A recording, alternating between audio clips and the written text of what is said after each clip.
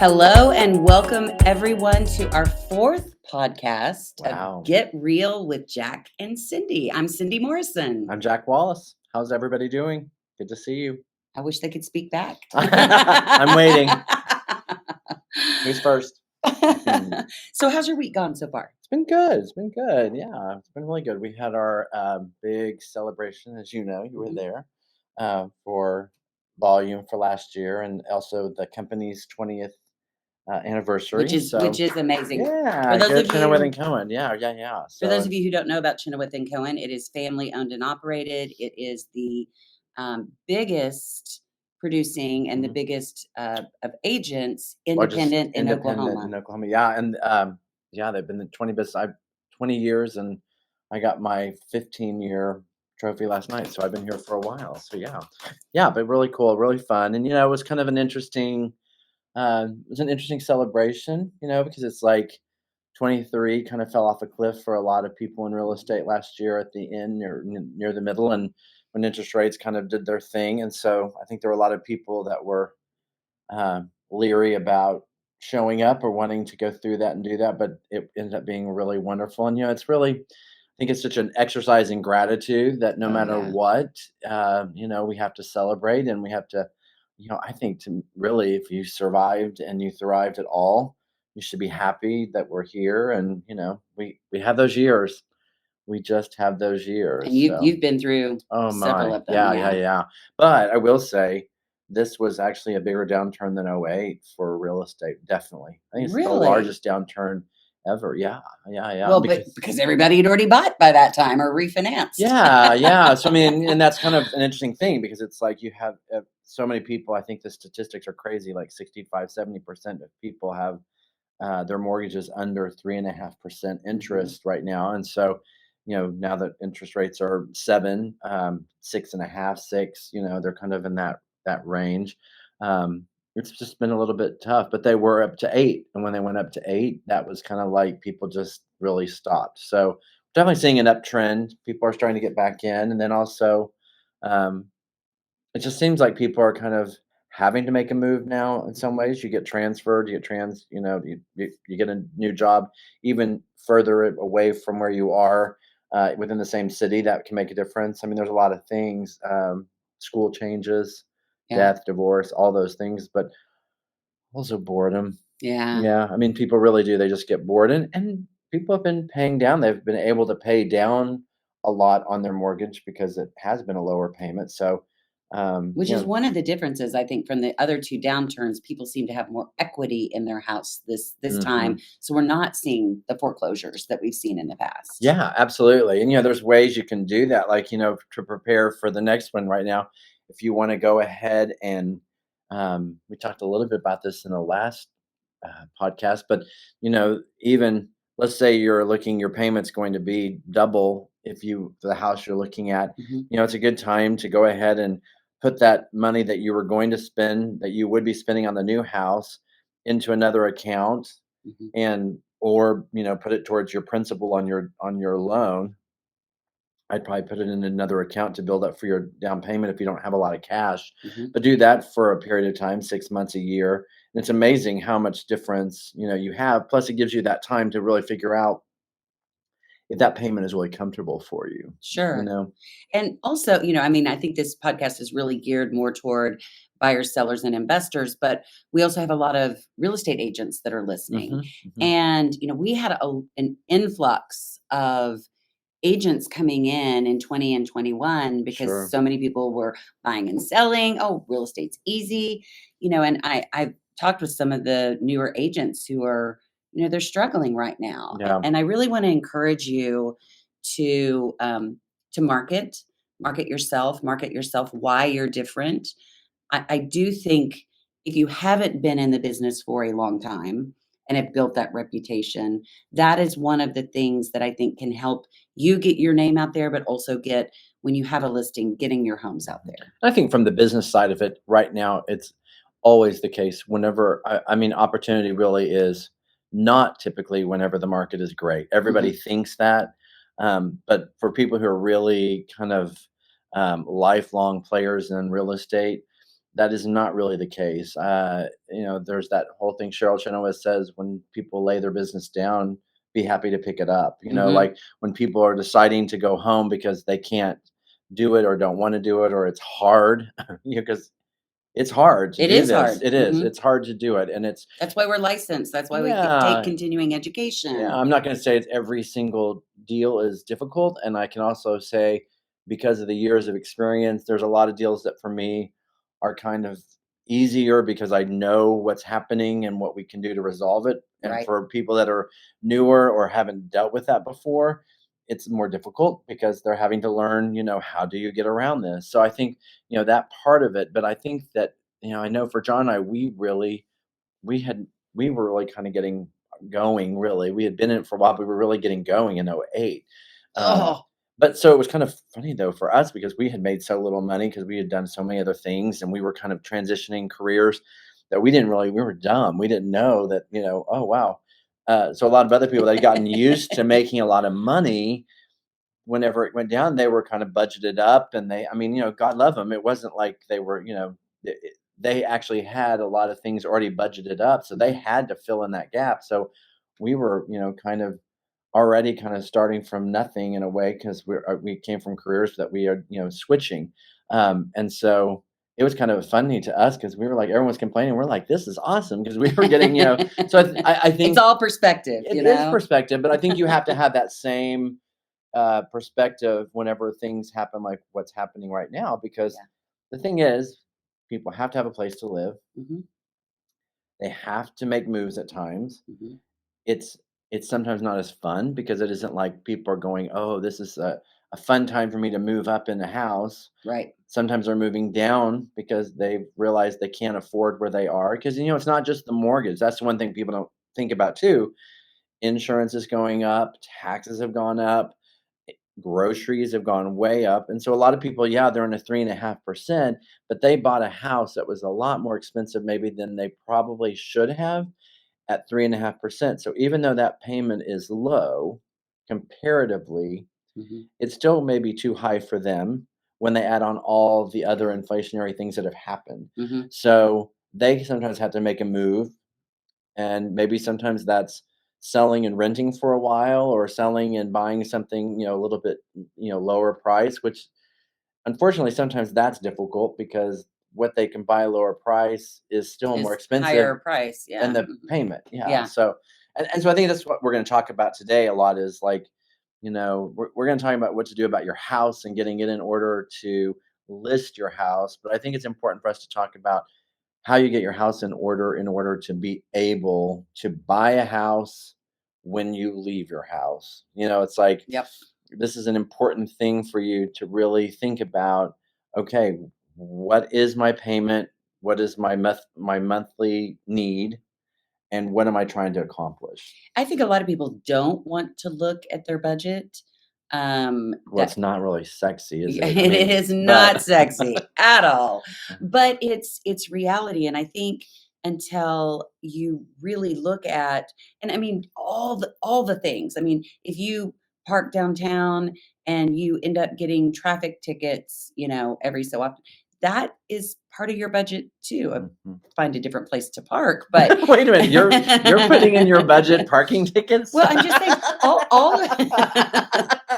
Oh my god, I love you. I get But it. I get it. well, we picked on Starbucks last time, so I figured I would, come up I with got it. another Okay. analogy. But like Now if we're you, gonna pick on the city government. yeah, there you go. Okay. But if you get your dog groomed, I mean, all of those Oh, things are part of. I I you have know, 3 dogs. well, I'm so glad I'm a natural blonde because I don't have to spend so much money on my hair. But I spend more money getting my dogs groomed than almost anything. I yeah, mean, it's so crazy. it's part And of I your mean, budget. and then you start breaking it down. I don't want to do the things they do. So I mean, like, I'm happy to pay it, but you know what I mean? I mean, it's just everything is more expensive. Yeah. It is, and Hmm. it's just expensive to breathe. It's always been expensive to breathe. I mean, it's always been expensive. We act like everything is new. I think it is more expensive. Hmm. Um, but I think we've all just upped our lifestyle to a place that we're having to go, well, you know what? Is it really worth this? Like, this is the whole premise of the whole podcast for me, is let's get real. Yeah. Like, okay, so what, now that you've lived this way, I always think it's funny too, when I was younger with the house I wanted, Hmm. And now what I actually live in, and what I even in the house I'm in now, what I don't use. Hmm. I have a living room that I love whenever I have company that comes and stays with me, and we use it, and so it's worth it to me, and it's something I enjoy looking at when I walk past it, but I don't live in it. I mean, I Yeah. really don't. And I have a so whole second floor I don't use. mm, Now I love it when the kids come home because they have their own space. And Marlo will soon be going to PA school, so she's gonna come, and I'm just like, the whole upstairs is yours, whatever you want to yeah. do with it. But now I'm more interested in a one story Mhm. because I just don't go upstairs to those bedrooms But see, unless we even have guests or that's a little kids. difficult because then people get into, yeah, I want a one story. I run into this all the time in new construction. We want a one story, but we want one big room upstairs that we can put everybody in when they come. Yeah. And first of all, that's not easy to find. I mean, it's not. And then when you do, well, after a while, you have a big room up there, but like, do you have just everybody in bunk beds, or I mean, and then is Depends there, on how old they if there's are. not a bathroom up there, then are they coming down? I mean, like, there's a lot of things you have to consider. And that's the Mhm. thing. It's not easy. You have to be really honest about the way your life is. And it's hard to know what your life's going to be in 5 years, Right. which is also sometimes why, like we were talking about earlier, sometimes I have 3.5%, but my life changed. Yeah. My Mhm. life certainly changed, and my house, thank goodness, fits me and it's fine. But like, a life change like that can happen, and you don't have options. You have to make a change. And so, Mhm. and unfortunately at this point, sometimes what we deal with right now when we're doing house sales is not a happy, oh, this is great. It's Right. more of a necessity. But to me, in a way, it's more rewarding because you are helping people through things that they have to get accomplished. Yes. All right, so we're going to talk about the 10 things that if you want to get your house in order, Mhm. what we feel, and I'm not a big person on should, Mhm. because sometimes you can be should all over, so to speak. You get it? Okay. Okay, get it? Get it? Uh, Okay. But so I try not to use the word should, but these are things we highly recommend that you should do. that you should do. Well, I think it's awesome. And we joke, You're but we so don't. We funny. joke, but we don't. No, I think it's this is as fun as the budget. Like, this is the stuff that you don't want to hear about your own house unless you're somebody who gets into these things, which some people do. But usually, the people who get into these things don't really need to do these things to get ready for it. But the thing you have to think about, and I always tell people this. This is so important, and this is really for other agents who are newer. When you are helping someone find the house, they should be thinking about what they want in their new house, and you should be thinking about how you're going to sell it for them down the road. So Yes. I want to look at the house when we're buying it, when you're buying it, as a listing that I'm going to potentially have. And you look at it, the buyer looks at it from, how am I going to live in the house? But from my perspective, I have to be counseling you. Look, you may be able to put up with that, but it's going to be very difficult for other buyers. The reason they're having a hard time selling this maybe is because of this. And guess what? When you buy it, it's going to be the same thing for you. Now, if you can Absolutely. get it at the right price, or we can get it and you can change that aspect of it to make it where it's okay, then maybe it's a good choice. But it's like, there are certain things that make it difficult. And why, when you see a house that's on the market over and over and over, Mhm. like every year or 2 years it's on the market, there's usually a reason. Red flags, red Yeah, but I flags. mean, and sometimes it's just coincidence, Yeah. Mhm. but a lot of times it's because people move in and they're like, this doesn't work for us. Right. And so, we have to think about that all the time. And so, and again, the market has been so good Mhm. that people haven't been that worried about that because you can sell anything, right? Well, now that's not necessarily the case. So, Right. a lot of this is the stuff you're trying to let the other people that are looking at your house think of it as being a house that they can walk in and make it their own. So, decorating is personalizing, and staging is depersonalizing. So people go, "Oh, it's so beautiful when they go into a staged home. I wish they'd come in and decorate my house." Well, the problem with that is that they could, and you would be living in a model home, not in necessarily your home. Right. Some people are great with that, but if you I'm want it not. to be your style, Yeah. it's But more home is home, home is home, it's yeah. yours. And people get really funny about that, like the should you keep photos of your family up? Now, here's the argument for me. Okay. Yes, I think it's good to get rid of the photos as much as possible because of one reason. And that is, or actually two, but one main one. People spend more time trying to figure out if they know you. And I've had that. I've had somebody not buy a house because they knew that person. Yes, and they Yep. will spend more time focusing on that than they do on the house. That's number one, which sounds weird, but it happens. And then number two, people want to picture themselves and their own family in that house. And if there's too much of your family in it, they feel like it's your house. They can't see it as theirs.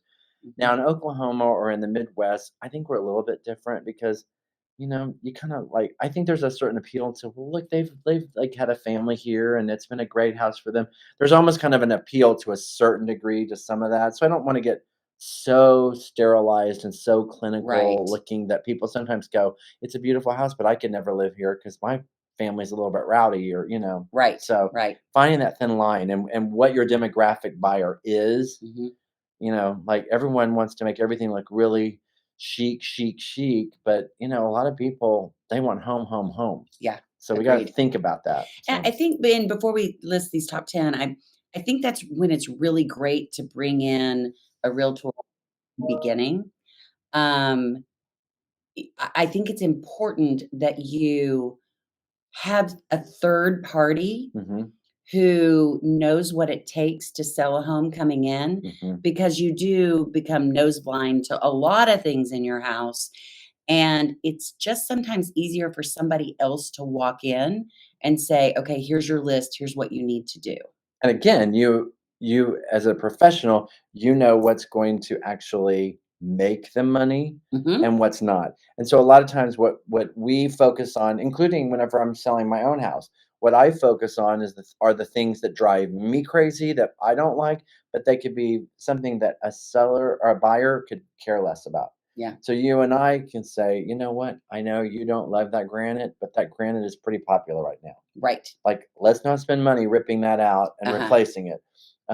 There's just certain things I think we can save people money, and you have to remember you're moving on.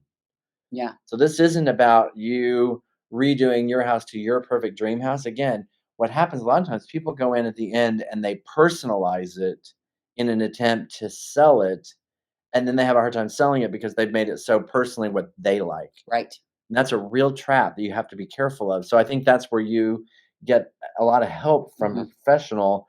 And again, even a decorator or a designer, which I was, um, they have a different perspective. I mean, Yeah. they're looking at it from how do we make this house really about you? Hmm. And so having them come in a lot of times to get a house ready to sell, again, they're personalizing it. They're not depersonalizing it and making it more staged. Yep. I mean, Completely staged is agree. even a word, like, you're on stage. Yeah. You're For not all to living see. you're not living, you're on stage, that's yeah. All right, so let's go through our list. The very first thing you should do, and I'm actually working on this not because I'm planning on selling my house, but declutter. Mhm, Just what are all those things you have in your house that you really don't need? Donate them, have a garage sale. Just I'm really big. I just had somebody come in and totally redo my closet. Thank you, Tina Holden. Um, and I walk in there and I'm like, "Oh, I forgot I had that outfit," or, "Oh, mm. look at those shoes," or whatever. All of a sudden, I've upped my dressing game the last 2 weeks because I can actually see what I have. Isn't that funny too, how much money we spend, and then you bring home, you're like, "I have another blue shirt, I have 13 blue shirts." Black But when pants. you're there, you can't think about yeah, for me, it's blue and white, black checkered shirts for some reason. Yeah. Checkered a word? Yeah, yeah, Okay, yeah. it is for me. No, I think If not, it that's is today. I think right. I don't know, I think that the whole, decluttering thing is so interesting because to me, it's just been so freeing, Mhm, to get my house decluttered. And I worked for. It was funny when I worked for Charles Fadre. We did a magazine. His house on a Wasso. My favorite house of his. I love this house. Smaller house for him. Kind of, but mhm. so great and so Charles, which is not my look, but it's such a great look. Um, and it's coming back. It is coming Yeah, back. but no, it's funny because when they did the magazine shoot for him, the title of the magazine article was "The Secret to His Excess." because he had stuff everywhere, Everywhere. Oh, yeah. everywhere, and it was like, and it was beautiful stuff, and it was, and it was so interesting and like a museum. But I mean, for me, when I have that much stuff, I literally feel like everything is coming in around me. I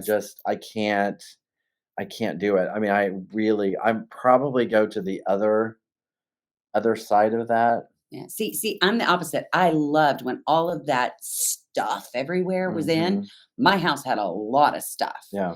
But finally,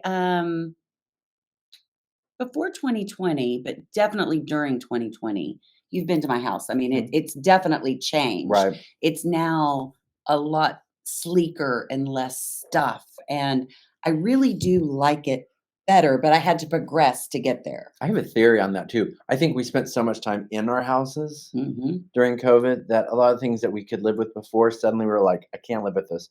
I want to get rid of it. And a lot of people had time to do a lot of that stuff that they had been putting off forever. So a Unless you lot were a of real the estate agent, then I started 4 projects that yeah, I don't know. Actually, for me that wasn't the case because I mean I did a lot of business during COVID, a lot of business, but it was a lot more virtual business than I'd ever done before, Hmm. and people kind of so in some ways, and we didn't do open houses because people were not wanting to go in or as much. I did Plus, virtual open we didn't houses, have yeah. listings didn't last to have them, so it was kind of an interesting. I did have more time than I normally do, but no, I think that I think home is becoming more of that, just clean it a representation of your what you want mentally. Yeah. Absolutely. All right, so after you declutter, one of the things that I think is just sticks out to people when they walk in a room is paint. And I'm not saying you need to paint the inside and the outside of your house unless it really Mhm, needs it, but just freshening up that paint, getting the nicks on the floorboards where your kids ran into it with a tricycle or whatever. mhm. That I think that makes a big difference. I always think of it this way, and I say this to people, and it kinda makes them go, but it's like, if you go to a hotel room and there's chips in the paint and things are like, Yeah. if the side table has nicks and stuff in it that have not been like, what do you feel? Do you feel like you're, like, in a room where other people have been. That's when I wanna get out my black light and turn off the lights Yeah. and see Oh, what don't it do really that. looks No, like. no, I did that no. story 3 or 4 times in my 20 years in TV news, and it was a long time before I could walk into a hotel room and just be like, Mm, "I'm okay."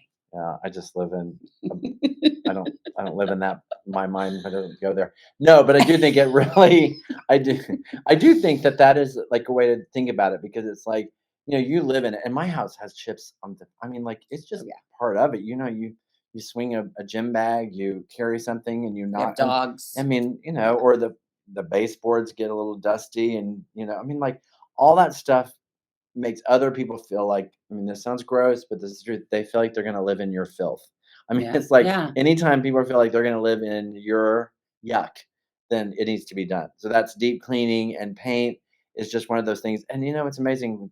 Just touch up painting makes a lot of difference, but sometimes you can't do successful touch up painting. Yeah, sometimes then it just looks like a big bullseye on Uh-huh. your wall. And if it ends up where you're starting and it's not looking right, stop. Because Yeah. if you're not gonna paint, then I'd rather see it not, I'd rather see a ding than a big blotch all over. I mean, it's Yes. terrible, but And you mentioned our 3rd thing, deep clean. Yes, yes, mhm, yes, yes, a million times yes. yeah, and really honestly, preferably if you can hire someone Yes. because I think that it's really they have a way of doing it that is so. I mean, if you're somebody who just really is a great cleaner, that's great, but most people. They can come in and get it done so quickly and so effectively, or a crew of people, and it's the stuff you just don't like get to all the time. You just want everything touched. Your fan blades.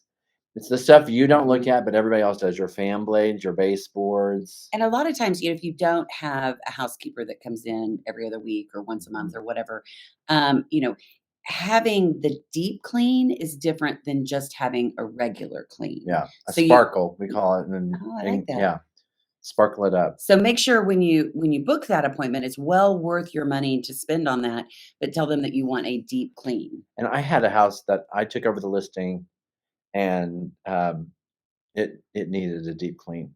It needed a really bad deep clean, and it had been on the market for 6 months and had not sold.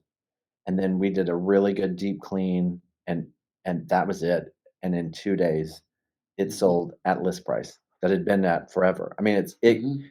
people really they walk in and they just it's like, nope, not even gonna look. And even having your carpets cleaned is not that expensive, but if you No. have pets or kids, um, I think it's well worth the money to have that clean because again, people walk in, the first thing their eye goes to Mhm. is that big, spot where your dog Right. is familiar with. Yeah, and then also vacuuming after showings is a really Yeah. big one because, people they're walking you have more people coming in and out of your front door. Most people don't go in and out of their front door anymore. Mhm. So, like, that front door opening and all the leaves and the stuff that comes in, people just don't think about it, but just running the vacuum and getting that stuff cleaned up in between as much as you can, because that, even though you didn't leave it there, it's there, that I have a dried Roomba. grass and stuff. I have a Yeah. Roomba to pick up because I have 2 yellow labs Mm. and darker floors, and so it runs at least once a day just to get up all that.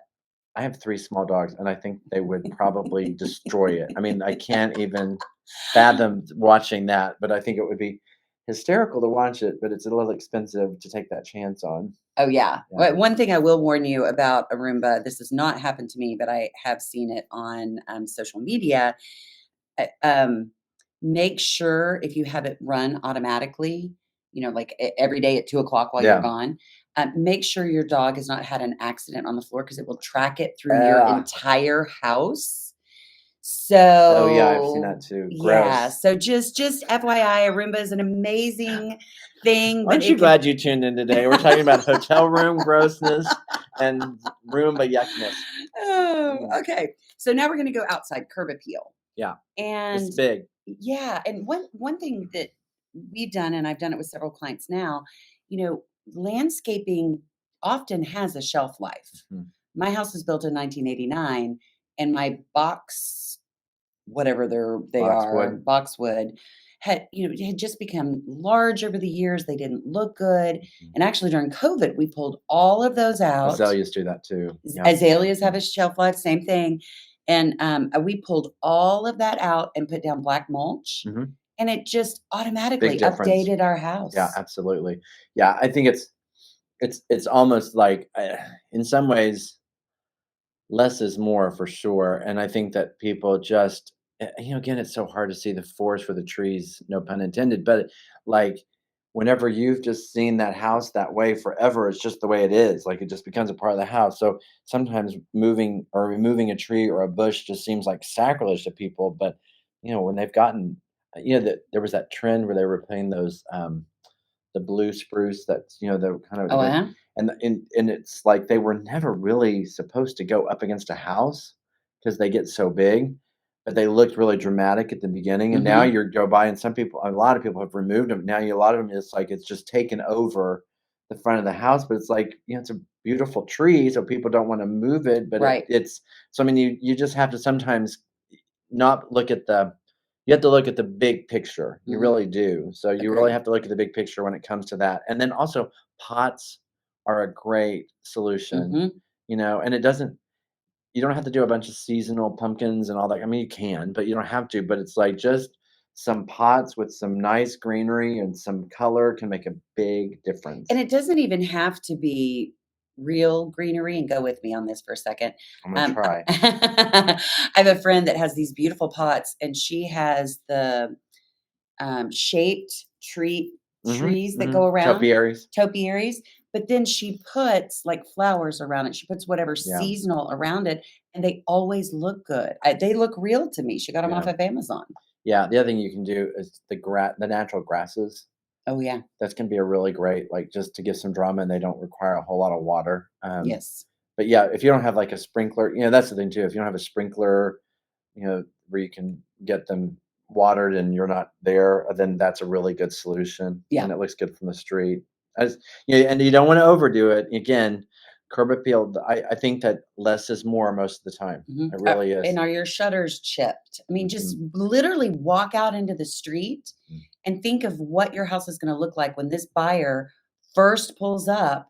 What are they gonna see? Right. What would excite you? Yeah.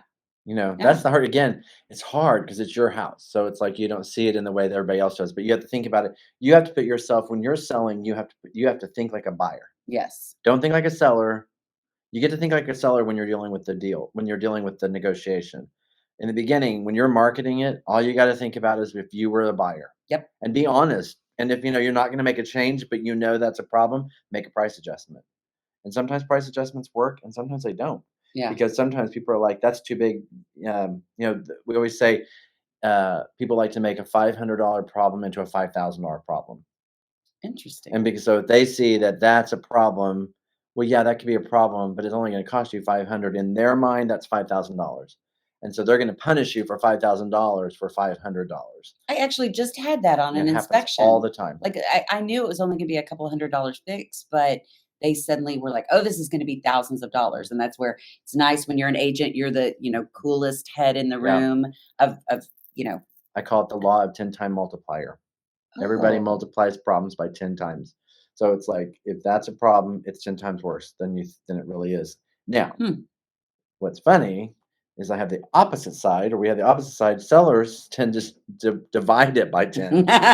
So, meeting in the middle, and that's where the agents come in and can Mhm. help take the emotion out. Like you keep talking about being the least emotional person in the deal because everyone thinks whenever you sell a house, you sell it, you get it sold, and then you close. There's the problem that you run into is between selling it and closing it because that's when you have a second negotiation of Yep, these repairs. So yeah, it's absolutely. important. Okay, so we talked about declutter, paint, deep clean, curb appeal. Next is fix the small stuff. I actually think you should The probably honey-do list. yeah.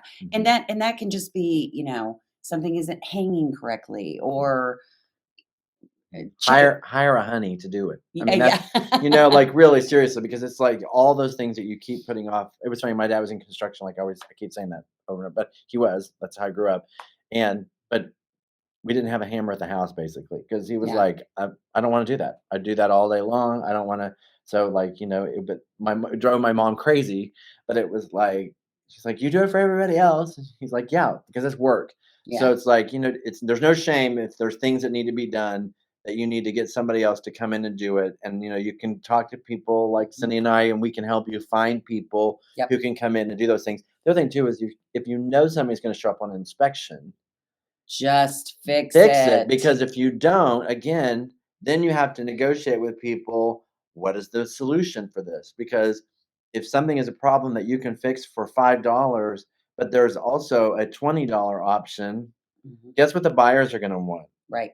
And so you should have fixed that. And if you did, they wouldn't have an argument. But because you didn't, now we have a negotiation between $5 and $20. And this is even as simple as, it's really frustrating when you walk into a house with a buyer and you flip on the lights and their light bulb's out. Like Mhm, that literally buyers go, well, if they aren't replacing the light bulbs mhm. to see, what else are they not doing? What's always amazing to me about that is how angry the sellers get at them for it's just a light bulb that's out. Well, they don't know that. Right. Now, I actually have some inspectors who will bring a light bulb and they'll screw it in if they can reach it to see, and Oh, that's nice. Or I actually sometimes carry light bulbs in my car because oh, the I things we carry in our trunk. yeah, That's because going to have to this be a like you whole can go, podcast. this isn't a problem, and then show it. But now it's a little bit different because there's so many different bulbs and things. Yeah. But I think that at least we know the power is there. But yeah, those are the things that really are they're big deals whenever it comes to inspection because you know 25 little things are is alarming to people, Hmm. or 50 little things it's alarming to people because they're like, wait a minute, you haven't taken care of the house. So you think they're just a bunch of little things, but to somebody that could be like, well, what do they not find? Deferred So maintenance. Yeah, I think yeah, that is a real fear for yeah, people. Next, we're gonna talk about staging, and my philosophy I have 2 things with staging. One is don't look at it as overwhelming, you're just pre-packing some things. You're gonna pack them anyway, yeah. so you're just packing it early, and You're also I starting your move. yes, Yeah, and I've never not sold a house because there are boxes in the garage. true. They need to get into the garage, but, if you can I'd just rather them not get into the garage and see the house clear, honestly. yeah, oh, yeah, yeah, I yeah. mean, Mhm. I really would because I think that I don't want that. I'm not saying that's the ideal, but if we have to choose, I'd rather have the house clean and cleared and good, and because people kind of understand too, you're moving. Right. So, the garage being a little bit cluttered up with stuff isn't as big of a deal. And it's amazing, we've discussed this. It's amazing how many people don't even park in their garage because they have so much stuff. So that's not You're unusual bringing for that up people. again, aren't I you? am. I am. Mm, Oh, okay. Brighten up. So when I was in TV news and we would walk into somebody's living room and set up all of our lights to do an mhm. interview, literally people were like, "Oh my gosh, I love all this light." They just hadn't put stronger bulbs or they hadn't added lamps. Lighting it up is really light, bright, and airy. Mhm. I swear you'll love your house even more. Yeah. No, it's funny. And it's even like whenever I was talking about when I worked for Charles and we would do the magazine and they would spend a day, most of the day was spent lighting the room and Hmm. really brightening it up. But it's also funny. I have a friend, not I have a friend that from a long time ago that was on a national ad for facelifts, and she looks so good in the ad. Joanna and I were like, "Oh my gosh, you look so amazing in those ads. I mean, it's just great." And she said, "Oh my god, they like me so much that I just like blend out." And it's so true. Like, there's just so much light, and and she just looked like an angel. I mean, but Yeah, it's amazing what light can do. You can overdo it, obviously, sure. and even like the incandescent bulb. If you have incandescent bulbs, change them out Hmm. because that now just looks nicotine to people, and Yeah. so that the light needs to be a more clean light. You can go too far with that too. You don't want it to be too cool. I think that's so confusing right now Yeah. because it's like what's cool, what's warm, but I the usually like right in between. We went through, and this is something if you have the old kind of inset lights, hmm it really dated our house and we didn't change it out because it was going to be thousands of dollars. Well, now you can go on Amazon and they have the kits where you just pop yours out and hmm pop this one in. And we found it very odd because some of them were set to the more blue and yeah, some were set to the more yellow. And we finally set them all in the middle, and that seemed to be just a really nice something in between. But yeah. those were like $4 a piece. Yeah, Talk about a game and in my changer. house, I have actually cool in areas, and then I have a couple of where I do them warmer over certain pieces of art, Oh, uh-huh. and then it seems to kind of make it kind of blends it out, but it's Mhm. like some areas were darker, so they needed more cool light, and then some areas I just wanted it made the art look weird. Yeah. Like you have to look at the colors in your art and what you want to bring out. So yeah, I think mixing them around is good, but you don't I want to like get that like idea. checkerboard. Yeah, Yeah. absolutely. All right. So next we have highlight seasonal features. So an idea with this might be okay, so you're probably, well, actually it's 80 degrees outside in winter in Tulsa, but Bring it on. but let's say, it is really cold outside, but people are coming to buy your house. They're not going to move into it for 30 or Mhm. 45 days and also depending on how long your house is on the market.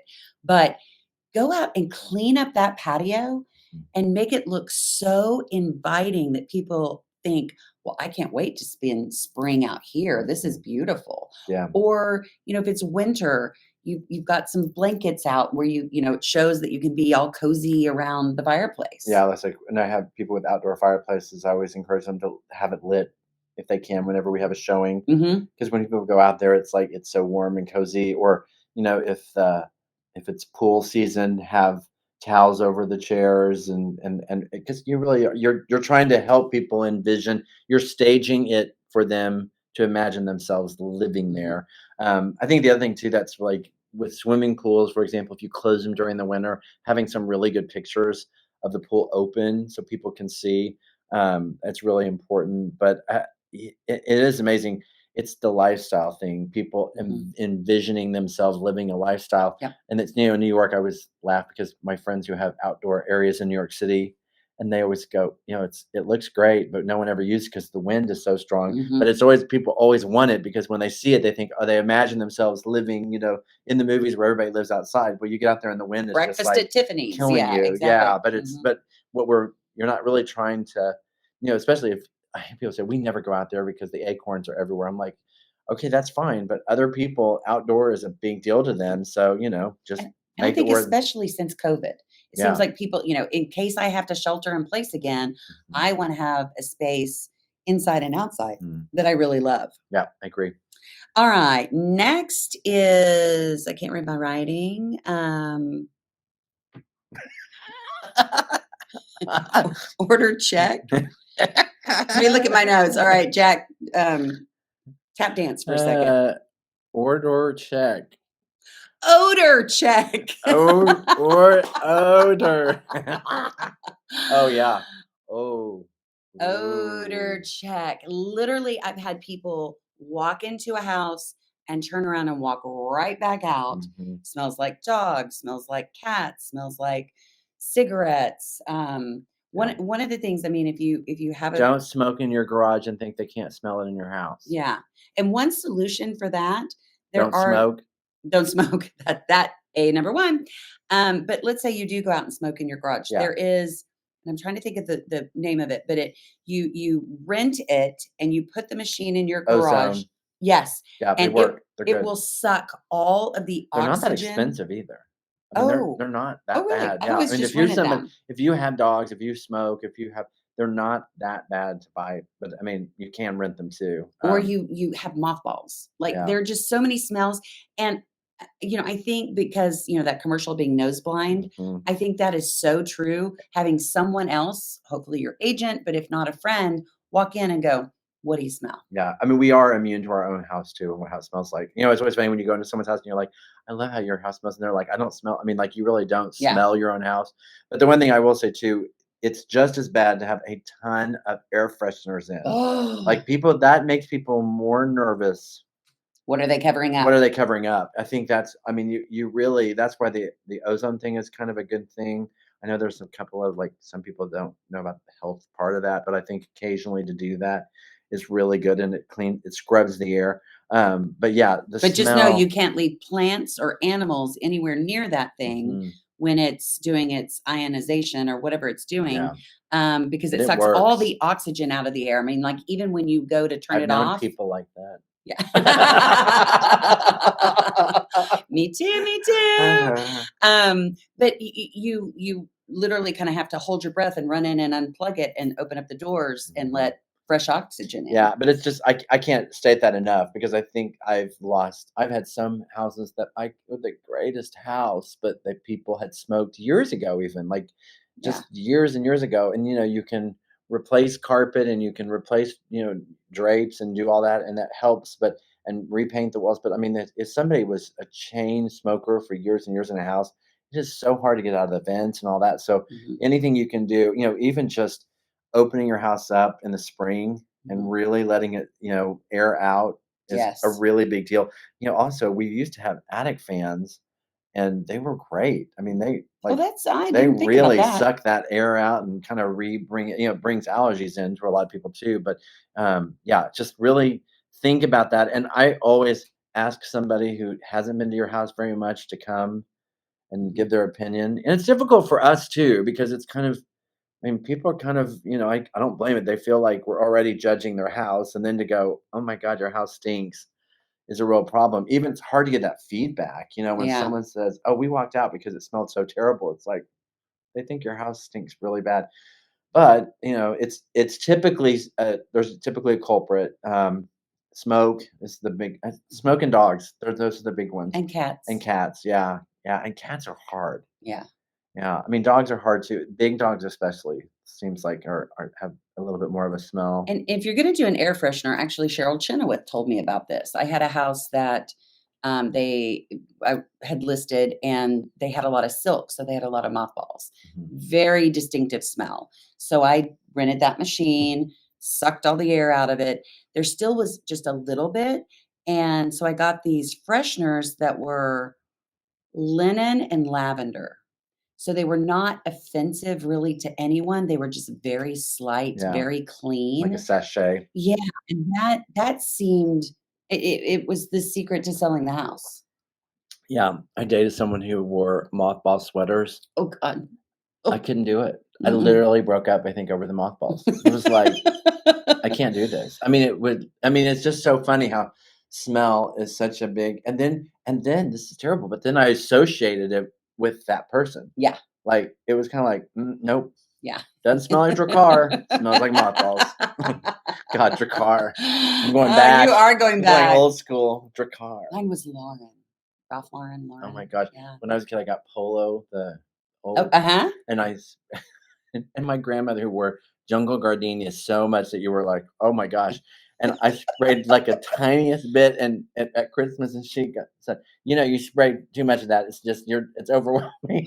I'm like, well, thanks, but it was. I mean, I think I got that at 13. I think I was still using it in college. I mean, you just barely did a little Oh, dab, and yeah. it would just have such a strong smell. Tea rose was the same thing. I love tea Tea rose. rose, yeah, But I if you remember put that. very much of it, I mean, I probably feel very sorry for my senior prom date Oh. because I know I bathed myself in that. And, Remember oh, cool water in your car? oh yeah. Yeah. Oh, yeah. Let's All right, move sorry. on. All right. And we're back, people. And we're back. But Okay. in a much better mood. Yeah. That's what's great about friends doing a podcast, right? And smell. See? Yeah. Smell is very strong. All right. Final thing is get your documents in order. Yeah. I love my sellers when they keep a box of all of their warranties, all of their receipts, all their manuals. I had someone do the coolest thing the other day, and I'd never thought about this. I think it's a great idea. They went online and they found the manuals for all of their major appliances, Mhm. and they did like a digital file on a thumbnail, Love that. and then everything was on a thumbnail, so that You could like, just go look. yeah, and I it was love every that. major component, and they had just downloaded the PDFs from all the different manufacturers. Because It was I've had smart. buyers that have panicked. They're like, I don't know how to use a convection oven. Mhm. And I'll send them the link to the online manual, but Mhm. I never thought of that. Yeah. That's a great It's idea. a great idea. I mean, I like paper. I'm still, 100 years old, so I still like paper. But I do think that's a really clever idea. That's awesome. All right. So just to run through, declutter, paint, deep clean, curb appeal, fix the small stuff, stage your home, brighten it up, highlight your seasonal features, Order check. odor check, Or odor check. and have your documents ready. So I think Yeah. those are a lot of things, and then bring on a sales professional to help you, Mhm. guide you. They can guide you through all of this, and also the sale of your house because there's a lot of little things, and it seemed Mhm. really easy during 2020 and 2021 for for sale by owner, but there are so many advantages Yeah. to And using a realtor. and the biggest thing is think like a buyer. When you're a seller, think like a buyer. Yeah, It seems really simple, I like that. but it's really the truth. Everybody thinks like a seller, and if you're thinking like a seller, then you're thinking how you can get away with doing the least, and really you got to think like a buyer because that is who you're selling to, especially in this market. Yeah. Just Yeah. like 3 years ago, 2 years ago, not so much the case. Think like a seller, but right now you got to think like a buyer. Yeah, I love that. Yep. Okay, well, I think that wraps up for today. Yeah, it's great. Jack, It's so this fun. is awesome. Yeah, We are literally having so much fun doing this. I know it is fun. Yeah. It is. I hope it is for you all. You're not just going, oh my gosh. They talk all the time. That seems to not be a problem for us. Absolutely. Absolutely. All right. Well, we will talk with you guys next week. In the other podcasts we've had, you can kind of get to meet us in the first one. Second one was new construction. We did do it in a new house, and it sounds a little tinny. Yeah. Yeah, not the quality that we have today. But good information. But good information. And, Next one and is the builder sounds good. oh yeah, Yeah. yeah. He sounds good. Mike is awesome. Yeah. And then last week we had getting your house in order as a buyer to buy a house. This is getting your house in order to sell. And we'll have something special for you next week. We just haven't decided what it is yet. But we will. Thank you guys. All right. Have a good one. Bye.